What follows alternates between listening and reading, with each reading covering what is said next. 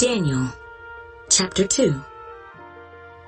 Now in the second year of Nebuchadnezzar's reign, Nebuchadnezzar had dreams, and his spirit was so troubled that his sleep left him. Then the king gave the command to call the magicians, the astrologers, the sorcerers, and the Chaldeans to tell the king his dreams. So they came and stood before the king, and the king said to them, I have had a dream, and my spirit is anxious to know the dream. Then the Chaldeans spoke to the king in Aramaic, O king, live forever. Tell your servants the dream, and we will give the interpretation.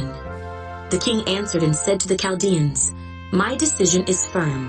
If you do not make known the dream to me and its interpretation, you shall be cut in pieces, and your houses shall be made an ash heap. However, if you tell the dream and its interpretation, you shall receive from me gifts, rewards, and great honor. Therefore tell me the dream and its interpretation. They answered again and said, Let the king tell his servants the dream, and we will give its interpretation. The king answered and said, I know for certain that you would gain time, because you see that my decision is firm. If you do not make known the dream to me, there is only one decree for you. For you have agreed to speak lying and corrupt words before me till the time has changed. Therefore, tell me the dream, and I shall know that you can give me its interpretation. The Chaldeans answered the king and said, There is not a man on earth who can tell the king's matter. Therefore no king, lord, or ruler has ever asked such things of any magician, astrologer, or Chaldean. It is a difficult thing that the king requests, and there is no other who can tell it to the king except the gods, whose dwelling is not with flesh. For this reason, the king was angry and very furious, and gave the command to destroy all the wise men of Babylon. So the decree went out, and they began killing the wise men, and they sought Daniel and his companions to kill them. Then with counsel and wisdom, Daniel answered Arioch, the captain of the king's guard, who had gone out to kill the wise men of Babylon. He answered and said to Arioch, the king's captain, Why is the decree from the king so urgent?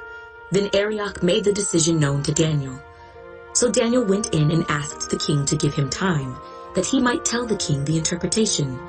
Then Daniel went to his house and made the decision known to Hananiah, Mishael, and Azariah, his companions, that they might seek mercies from the God of heaven concerning this secret, so that Daniel and his companions might not perish with the rest of the wise men of Babylon. Then the secret was revealed to Daniel in a night vision. So Daniel blessed the God of heaven. Daniel answered and said, Blessed be the name of God forever and ever, for wisdom and might are his, and he changes the times and the seasons. He removes kings and raises up kings. He gives wisdom to the wise and knowledge to those who have understanding. He reveals deep and secret things. He knows what is in the darkness, and light dwells with him. I thank you and praise you, O God of my fathers. You have given me wisdom and might, and have now made known to me what we asked of you, for you have made known to us the king's demand. Therefore Daniel went to Arioch, whom the king had appointed to destroy the wise men of Babylon. He went and said thus to him, Do not destroy the wise men of Babylon. Take me before the king, and I will tell the king the interpretation. Then Arioch quickly brought Daniel before the king, and said thus to him, I have found a man of the captives of Judah, who will make known to the king the interpretation. The king answered and said to Daniel, whose name was Belteshazzar, Are you able to make known to me the dream which I have seen and its interpretation? Daniel answered in the presence of the king and said, The secret which the king has demanded, the wise men, the astrologers, the magicians, and the soothsayers cannot declare to the king.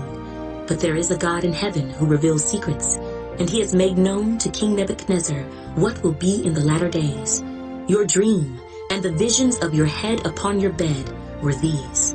As for you, O king, thoughts came to your mind while on your bed about what would come to pass after this, and he who reveals secrets has made known to you what will be.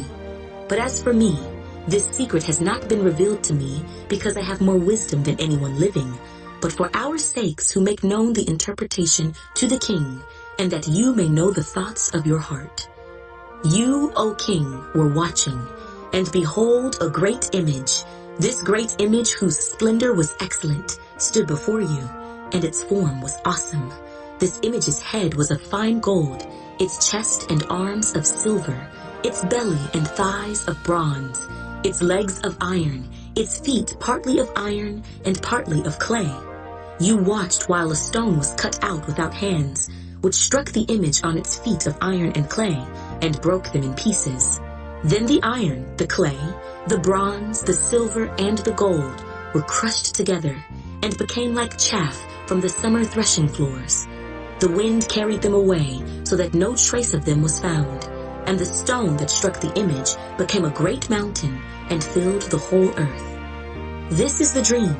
Now we will tell the interpretation of it before the king. You, O king, are a king of kings, for the God of heaven has given you a kingdom, power, strength, and glory. And wherever the children of men dwell, or the beasts of the field, and the birds of the heaven, he has given them into your hand, and has made you ruler over them all. You are this head of gold. But after you shall arise another kingdom inferior to yours, then another, a third kingdom of bronze, which shall rule over all the earth. And the fourth kingdom shall be as strong as iron, inasmuch as iron breaks in pieces and shatters everything. And like iron that crushes, that kingdom will break in pieces and crush all the others. Whereas you saw the feet and toes, partly of potter's clay and partly of iron.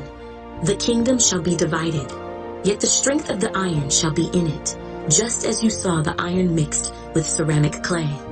And as the toes of the feet were partly of iron and partly of clay, so the kingdom shall be partly strong and partly fragile. As you saw iron mixed with ceramic clay, they will mingle with the seed of men, but they will not adhere to one another, just as iron does not mix with clay. And in the days of these kings, the God of heaven will set up a kingdom which shall never be destroyed, and the kingdom shall not be left to other people. It shall break in pieces and consume all these kingdoms, and it shall stand forever. Inasmuch as you saw that the stone was cut out of the mountain without hands, and that it broke in pieces the iron, the bronze, the clay, the silver, and the gold, the great God has made known to the king what will come to pass after this. The dream is certain, and its interpretation is sure. Then King Nebuchadnezzar fell on his face, prostrate before Daniel, and commanded that they should present an offering and incense to him. The king answered Daniel and said, "Truly your God is the God of gods, the Lord of kings, and a revealer of secrets, since you could reveal this secret." Then the king promoted Daniel and gave him many great gifts, and he made him ruler over the whole province of Babylon, and chief administrator over all the wise men of Babylon. Also, Daniel petitioned the king, and he set Shadrach, Meshach, and Abednego over the affairs of the province of Babylon. But Daniel sat in the gate of the king.